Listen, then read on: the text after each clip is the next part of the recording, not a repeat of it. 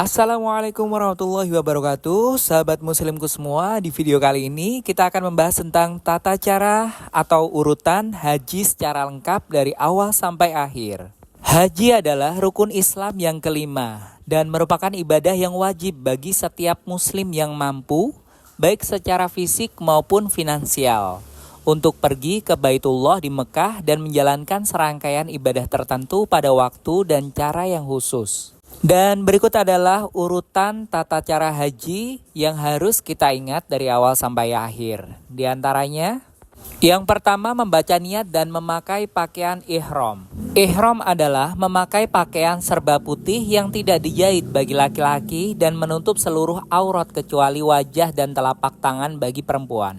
Dan dilakukan di titik mikot yang telah ditentukan. Untuk jamaah haji dari Indonesia biasanya mengambil mikot dari Zulhulaifah atau Masjid Bir Ali yang letaknya di dekat Madinah. Selain itu ada juga beberapa mikot lain yang digunakan tergantung dari arah atau jalur perjalanan jamaah. Di antaranya ada Jufah, Kornul Manazil, Zatu Irqin, dan juga Ya'lam Lam. Jadi totalnya ada 5. Di titik mikot ini, para calon jamaah haji dianjurkan untuk melaksanakan persiapan mulai dari mandi, mengenakan pakaian ihram, berwudu, melaksanakan sholat sunnah ihram 2 rakaat. Setelah selesai sholat sunnah ihram 2 rakaat, dianjurkan untuk berdoa dan membaca niat berhaji. Bismillahirrahmanirrahim. Nawaitul hajja wa ahramtu bihi lillahi ta'ala. Labbaik Allahumma bihajjati.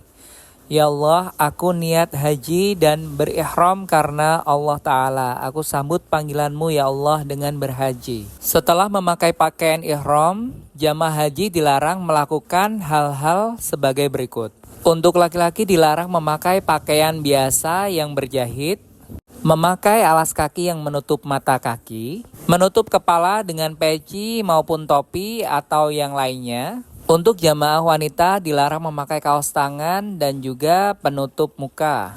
Dan larangan yang sama bagi jamaah pria dan juga wanita diantaranya adalah memakai wangi-wangian, memotong kuku, membunuh hewan apapun, menikah, bermesraan atau berhubungan intim, memaki ataupun bertengkar, serta memotong tanaman di sekitar Mekah. Yang kedua, wukuf di Padang Arafah. Wukuf di Padang Arafah mempunyai rentang waktu dimulai pada zuhur tanggal 9 Zulhijjah sampai tanggal 10 Zulhijjah. Jamaah haji dapat melaksanakan wukuf sejak siang hari sampai setelah maghrib atau malam harinya hingga menjelang subuh. Dan saat wukuf, hal yang perlu dilaksanakan diantaranya adalah sholat jamak takdim dan qashar zuhur sampai asar, berdoa, berzikir bersama, membaca Al-Quran, serta sholat jamak takdim dan qashar maghrib dan juga isya. Yang ketiga adalah mabit di Musdalifah, yaitu bermalam di Musdalifah setelah matahari terbenam di Arafah pada malam Idul Adha, tanggal 10 Zulhijjah.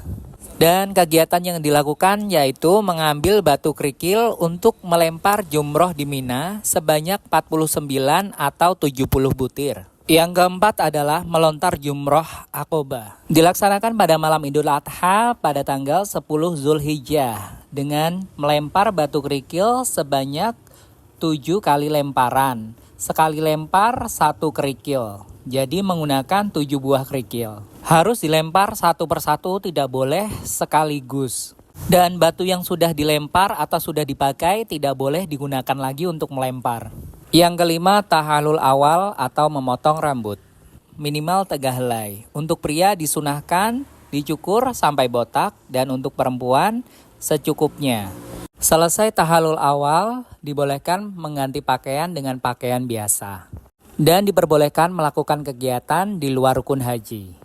Yang keenam adalah tawaf ifadah, yaitu mengelilingi Ka'bah sebanyak 7 kali putaran di Masjidil Haram. Sebelum masuk Masjidil Haram, diwajibkan untuk berwudu terlebih dahulu.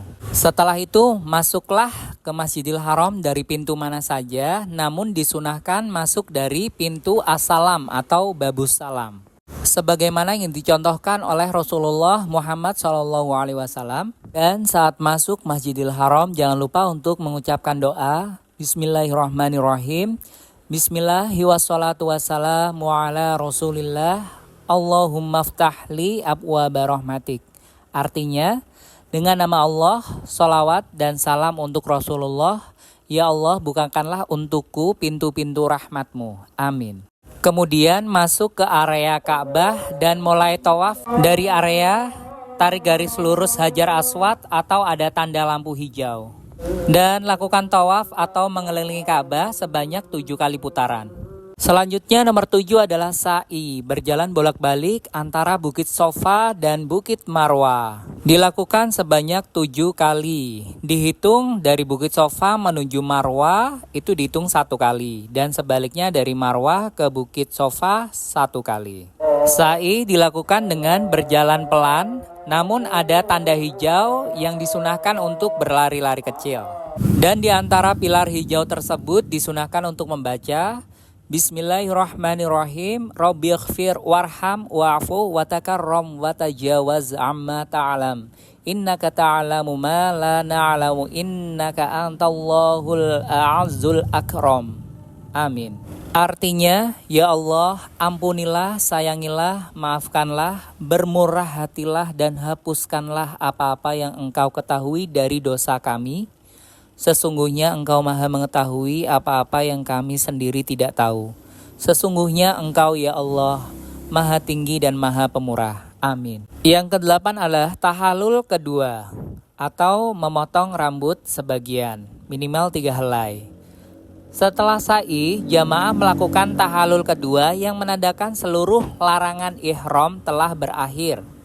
Pada tahap ini, jamaah telah menyelesaikan rangkaian rukun haji yang utama. Yang ke-9, mabit di Mina. Jamaah kembali bermalam di Mina selama hari-hari tasyrik 11, 12, dan 13 Zulhijjah. Dan melanjutkan melontar 3 jumroh, yaitu jumroh ula, jumroh wusta, dan jumroh akobah yang masing-masing dengan 7 batu kerikil di setiap harinya. Yang ke-10 adalah tawaf wada atau tawaf perpisahan. Dilakukan sebelum jamaah haji meninggalkan Makkah. Ini merupakan bentuk penghormatan terakhir para jamaah haji kepada Baitullah sebelum kembali ke tanah air. Nah, itu dia teman-teman ke-10 tata cara untuk pelaksanaan ibadah haji secara terperinci.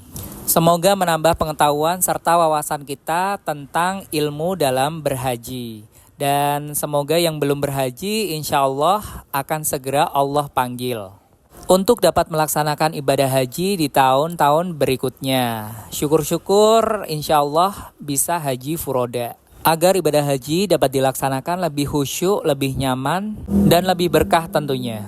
Insya Allah Allah akan luaskan rezeki kita agar bisa berangkat haji dan insya Allah haji furoda. Jangan lupa diaminkan dengan komentar di kolom komentar di bawah. Amin ya teman-teman.